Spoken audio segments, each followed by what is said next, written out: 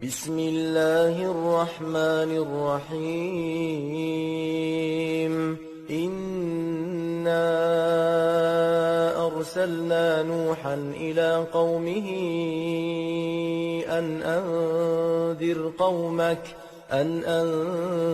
أنذر قومك من قبل أن يأتيهم عذاب أليم قال يا قوم إني لكم نذير مبين أن اعبدوا الله واتقوه وأطيعون يغفر لكم من ذنوبكم ويؤخركم إلى أجل مسمى إن أجل الله إذا جاء لا يؤخر لو كنتم تعلمون قال رب إني دعوت قومي ليلا ونهارا فلم يزدهم دعائي إلا فرارا وإني كلما دعوتهم لتغفر لهم جعلوا أصابعهم في آذانهم واستغشوا ثيابهم وأصروا واستكبروا استكبارا ثم إني دعوتهم جهارا ثم إني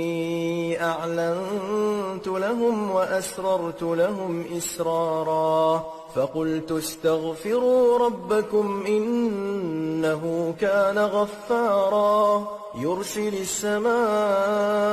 عليكم مدرارا ويمددكم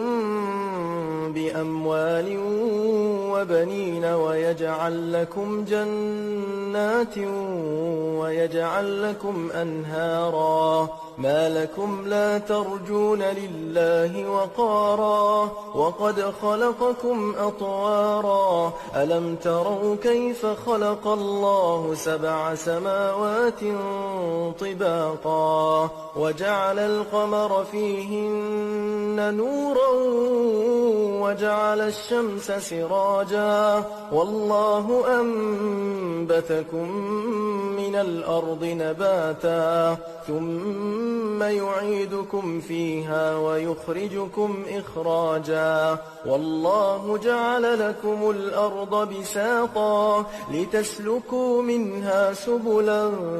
فجاجا قال نوح رب إنهم عصوني واتبعوا من لم يزده ماله وولده إلا خسارا ومكروا مكرا كبارا وقالوا لا تذرن آلهتكم ولا تذرن ودا ولا سواعا ولا يغوث ويعوق ونسرا وقد أضلوا كثيرا ولا تزد الظالمين إلا ضلالا مما خطيئاتهم أغرقوا فأدخلوا نارا فلم يجدوا لهم من دون الله أنصارا وقال نوح رب لا تذر على الأرض من الكافرين ديارا إنك إن تذرهم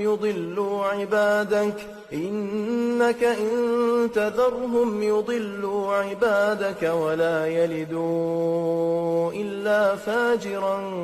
كفارا رب اغفر لي ولوالدي ولمن دخل بيتي مؤمنا وللمؤمنين والمؤمنات ولا تزد الظالمين إلا تبارا.